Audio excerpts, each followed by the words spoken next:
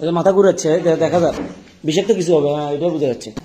বুকে ব্যথা করতেছে অলরেডি।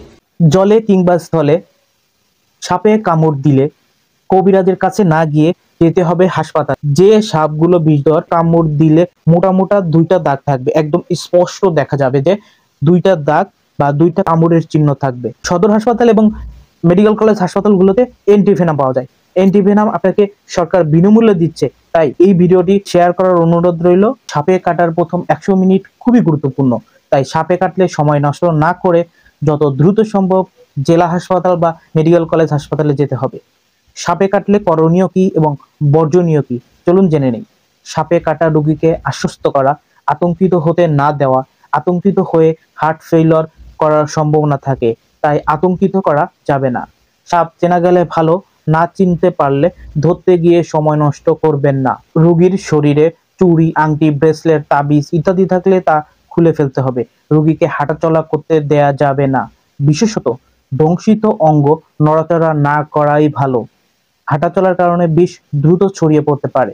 যে কোনো দ্রুততম যান, যেমন মোটরসাইকেল অথবা অ্যাম্বুলেন্সে করে ডিস্ট্রিক্ট হাসপাতাল বা মেডিকেল হাসপাতালে যেতে হবে। দংশিত অঙ্গ শক্ত করে বাঁধা যাবে না, এতে অঙ্গহানি হতে পারে। দংশিত স্থান কেটে বা চুষে বিষ বের করার চেষ্টা করা, মালিশ করা, বরফ দেয়া করা যাবে না। মরিচ, পানি পোড়া, গাছগাছরা ইত্যাদি খাওয়ানো যাবে না। কোনো অবস্থাতেই ওঝা বা কবিরাজের কাছে গিয়ে মূল্যবান সময় নষ্ট করা যাবে না। ওঝা বা কবিরাজ বিষ নামাতে পারে না। রোগীর শরীরে সাপের দাঁতের চিহ্ন দেখে সাপ বিষধর নাকি নির্বিষ সেটা বিবেচনা না করা এবং দ্রুত হাসপাতালে নিয়ে আসা। দ্রুত হাসপাতালে নিয়ে আসলে ডাক্তার রোগীকে দেখে চিকিৎসা শুরু করতে পারে। বাংলাদেশে সব সাপই বিষধর নয়, কিছু কিছু সাপ রয়েছে সেগুলো বিষধর। যে সাপগুলো বিষধর সেগুলো যদি দংশন করে মোটা মোটা দুইটা দাগ থাকবে, একদম স্পষ্ট দেখা যাবে যে দুইটা দাগ বা দুইটা কামড়ের চিহ্ন থাকবে। কিন্তু সব সাপের কামড়ের স্পষ্ট দুইটা দাগ থাকে না, তাই যে সাপে কামড় দিক দ্রুত হাসপাতালে যেতে হবে। কবিরাজের কাছে না গিয়ে দ্রুত হাসপাতালে গেলে ডাক্তার আপনাকে দেখে কি সাপ কামড় দিচ্ছে আইডেন্টিফাই করে চিকিৎসা শুরু করতে পারে। সদর হাসপাতাল এবং মেডিকেল কলেজ হাসপাতালগুলোতে এন্টিভেনাম পাওয়া যায়। প্রত্যেকটি এন্টিভেনাম 10,000 টাকা করে দাম।